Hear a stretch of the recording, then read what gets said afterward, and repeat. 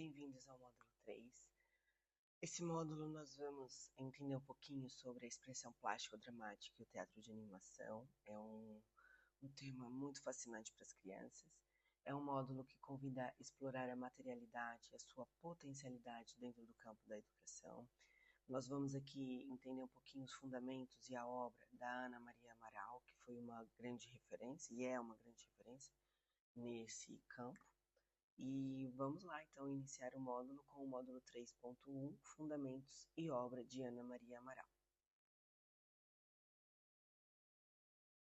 Depois que nós exploramos no módulo 2 a questão do corpo, né, do jogo teatral, né, da expressão corporal não, mas a questão da dramática, né, o módulo 3 ele se foca na relação triádica entre o educador, a criança e o objeto, transformando a arte num mediador poderoso, né? E o objeto aqui ele é ressignificado, tornando-se um ponto seguro para a expressão infantil. A criança, quando tem um objeto, né, mágico, né, um objeto mediador, ela consegue canalizar suas emoções e até mesmo expressá-las de uma maneira mais segura. Com essa transição, os nossos objetivos pedagógicos aqui no módulo 3 serão capacitar, né, essa ideia de objeto mediador, né, por meio do teatro de animação e esses fins pedagógicos e até mesmo podendo ter fins terapêuticos.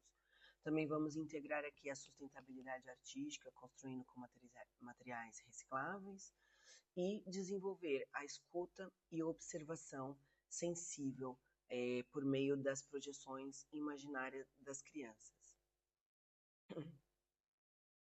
Para a gente conseguir alcançar esse objetivo, o módulo 3 ele foi estruturado em submódulos, né? Nós vamos aqui, estamos no submódulo 3.1, Fundamentos do Teatro de Animação.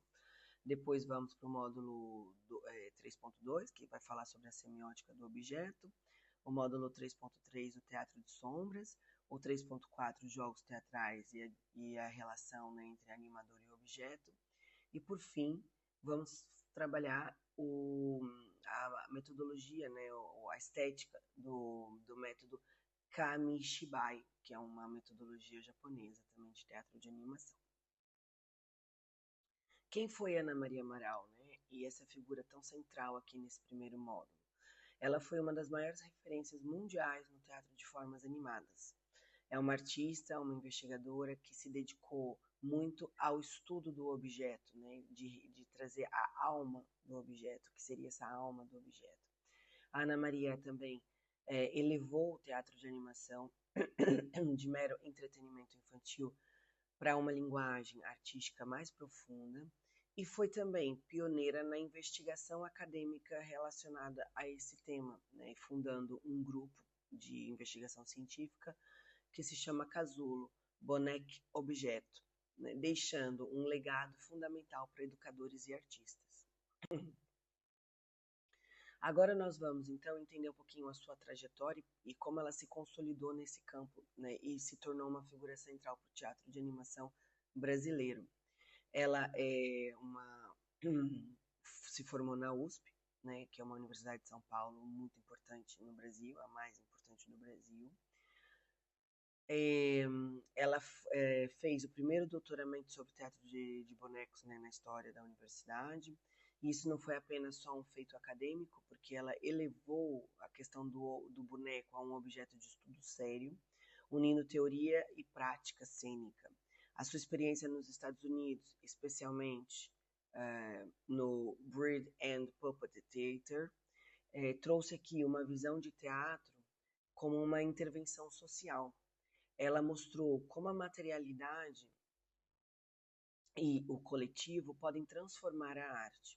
A pesquisa da Ana Maria Amaral, ela realmente consolidou o teatro de animação com uma linguagem autônoma e muito respeitada no Brasil. Essa base acadêmica e artística, ela foi o alicerce para o que a gente vai ver aqui na sequência. Dessa rica trajetória nasceu então esse projeto, né, esse núcleo, né, de investigação, o Casulo, que foi fundado em 1975, Não era somente uma companhia de teatro de animação, mas era um verdadeiro laboratório de pesquisa sobre a relação entre o ator e a matéria. Eles exploravam a integração de objetos cotidianos, materiais descartáveis, imagens projetadas e bonecos de diversas técnicas. Essa experimentação levou a um reconhecimento internacional, ganhando o primeiro prêmio no Festival Mundial de Teatro de Marionetas de Praga. Produções como Fantoches e Fantolichos e Babel, Formas e Transformações, mostraram a amplitude e a inovação, né, do trabalho do Casulo. Essa pesquisa e essa criação nos faz refletir sobre os conceitos fundamentais que a Ana Maria Amaral desenvolveu. A partir dessa prática, né, da prática do casulo, a Ana Maria Amaral ela criou aqui dois conceitos muito importantes dentro do campo do teatro de animação para a gente compreender e fundamentar depois as nossas práticas. O conceito do duplo e o conceito de mediação, né? Esse conceito duplo, né, que ela chama de duplo, tem a ver com o boneco ou o objeto que é animado. Ele funciona como se fosse o dublê do ser humano, um duplo do ser humano, né? É uma projeção da nossa presença humana refletida naquela materialidade daquele boneco, né? Então, essa matéria inanimada se torna animada e ganha ânima a partir das nossas intenções e emoções, criando uma coexistência entre a nossa pessoa e o objeto. É bastante filosófico, podemos seguir bastante por essa linha filosófica até essa ideia. E o objeto ele vai atuar como um mediador, ou seja, é uma ponte entre o eu e o mundo.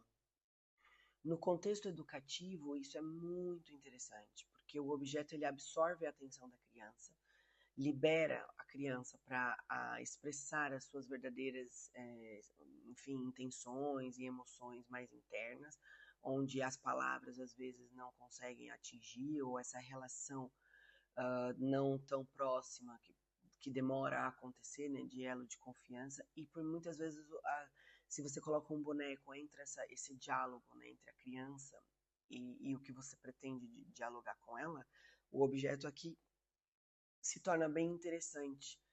E esses dois conceitos, eles mostram aqui uma profundidade muito bonita, né, do teatro de animação, como como eles nos preparam aqui para entender como é potente, né, essa proposta pedagógica do teatro de animação, muito além do entretenimento. Então, depois que a gente entendeu um pouquinho essa questão do duplo e da mediação, nós percebemos a imensa potencialidade pedagógica do teatro de bonecos, especialmente na ideia da expressão não verbal e na empatia. O trabalho com formas animadas, ele abre caminhos alternativos para as crianças com dificuldade de comunicação verbal, por exemplo. O gesto, o ritmo, ou o movimento do objeto se tornam a voz de quem silencia, permitindo aqui uma construção, uma comunicação mais autêntica. E ao manipular um boneco, a criança é convidada a sair de si para dar vida ao outro. E esse deslocamento ele é um exercício fundamental de empatia, onde se aprende a perceber e projetar as emoções alheias. Essa, né, que é a beleza de usar o objeto para ir além das palavras.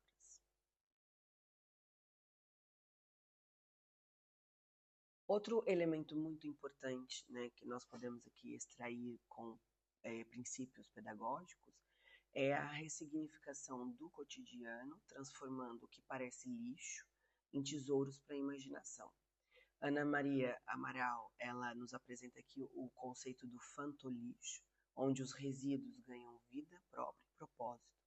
Isso nos ensina a ver como que o descarte não é um fim, né, daquela matéria, mas pode ser um início de uma nova história poética. Materiais simples, como embalagens e elementos da natureza, se tornam ferramentas de exploração da criatividade. E devemos lembrar sempre que ressignificar é libertar o objeto da sua utilidade para que ele possa servir ao sentido da imaginação. E vamos agora, então, a seguir, ver como que o educador pode se encaixar nesse processo. Continuando nossa jornada, o educador ele não é apenas um instrutor, mas ele é um mediador de experiência. O teatro de formas animadas é um canal privilegiado para essa mediação. O educador facilita a expressão, usando o objeto como uma ponte segura para a criança, verbalizar as suas emoções. Ele também é um observador sensível, atento às projeções da criança, né, em relação ao objeto, compreendendo o seu mundo interior. E, por fim, ele é um arquiteto do imaginário, criando ambientes que estimulam a autonomia criativa. Isso permite que a criança ressignifique o seu cotidiano através do jogo. E em vias de conclusão, vamos aqui consolidar essa ideia, né, fazer aqui uma reflexão da prática pedagógica relacionada ao tema. Nós aqui vimos como que a obra da Ana Maria Amaral pode nos ajudar na nossa prática educativa para olhar com mais profundidade e potencialidade a questão do teatro de bonecos, né, como a sua construção científica e pedagógica nos ajudou aqui a criar uma linguagem artística respeitada em uma disciplina acadêmica rigorosa.